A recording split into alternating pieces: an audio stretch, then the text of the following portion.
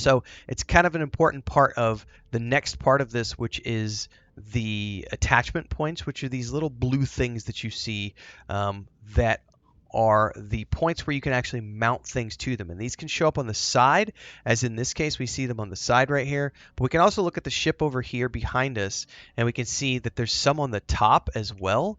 Like, let's get out of the build menu here and come over here and go up here to the top. You're going to notice that there was, if we get over here, there's a better way to look at it.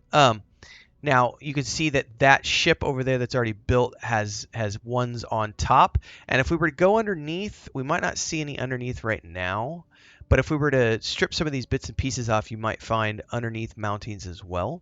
It just depends on what parts you're moving. Like this habitat as an example, if we were to move this habitat up, oops, hang on a second, I actually got to get it selected.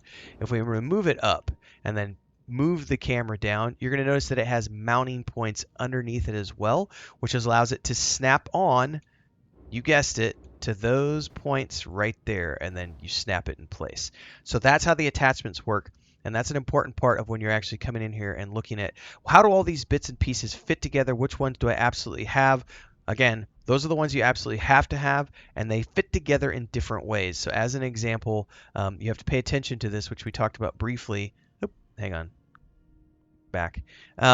If we were to take this docker right here, it's a 4 docker. So it only mounts on the front. So if I wanted to have a different docker, I would come in here and say, okay, let's delete that piece.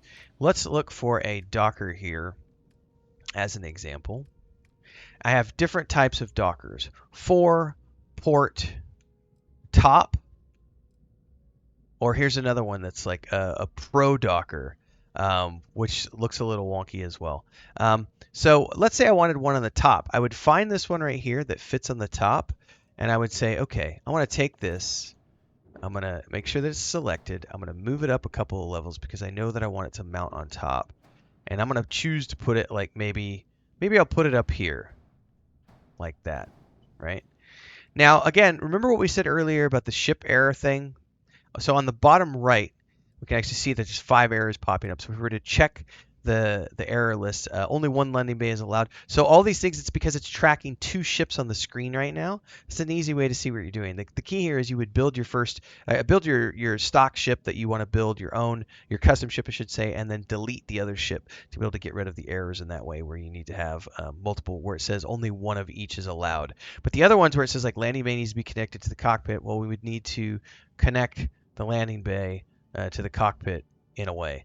We haven't actually added a great system here. That's just the control station and the landing gear. So if I wanted to like go in here and say I want to add a cockpit, that's the Armstrong cockpit. Maybe I want to do like the Viking cockpit. Like let's just use this one right here, and let's go ahead and put it right there, connect it in place.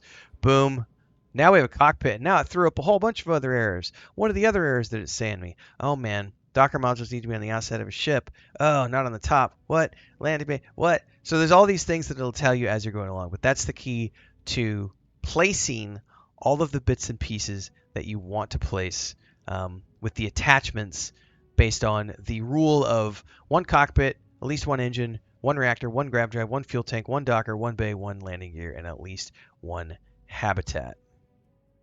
The other thing to pay attention to with the attachment system is the icons themselves. So right here, you're going to see 3 different types of icons. We've got a circle icon with a spot in the middle. We've got a rectangular icon, a square icon, and then this one that looks kind of funky. Looks like kind of like it's kind of like a door, sort of. So doors are indicated by a circular dot with an arrow bouncing over it. So that's what we're looking for right there. Any sort of a door connection. You see the arrows that are pointing inwards. Those could be connections of any type. Basically, doors are the circular dot with an arrow bouncing over it. Structural dots are the structural points, I should say, are the circular ones that have dots like doors. And then there's also the square dots. And essentially, you can look at these types and how they fit together, but also in some cases, like if we pan the camera around here, We can see how things connect to each other. You see how those two match up right there? That's because this is meant to go right here and slot up in that manner. So essentially just look for the way they look. The actual icons themselves will change, and you can use those icons to help guide you on where things can be placed together when you're doing the actual placement.